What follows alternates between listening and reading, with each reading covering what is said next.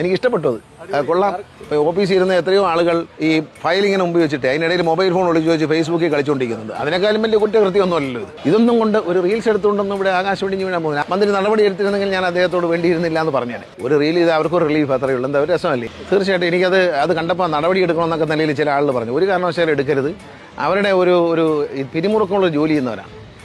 അവർക്കൊരു റിലാക്സേഷന് വേണ്ടി അവർ ഡാൻസ് ചെയ്താൽ അവർ മന്ത്രി നടപടി എടുത്തില്ല എന്നുള്ളത് മന്ത്രിയെ അഭിനന്ദിക്കുകയാണ്.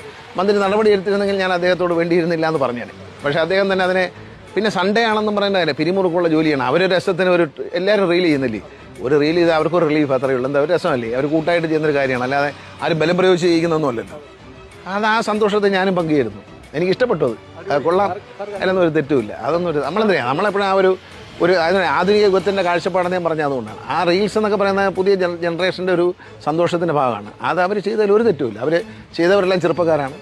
അവരെ ആ ഒരു യുവത്വത്തിൻ്റെ സന്തോഷത്തെ ഞാനും പങ്കുചേരുന്നു. ആ പൊതുജനങ്ങളല്ല എല്ലാവരും സപ്പോർട്ടാണ്. ഞാനത് കണ്ടപ്പോൾ എനിക്ക് വളരെ പോസിറ്റീവായിട്ട് ഇതിൻ്റെ പേരിൽ നടപടി എടുക്കരുത് എന്ന് ചിന്തിക്കുമ്പോഴാണ് ബഹുമാനപ്പെട്ട മന്ത്രി അങ്ങനെ നടപടിയൊന്നും എടുക്കില്ല, സൺഡേ ആണെന്നൊക്കെ പറഞ്ഞു. സൺഡേ അല്ലെങ്കിൽ പോലും നടപടിയൊന്നും എടുക്കാൻ പാടില്ല.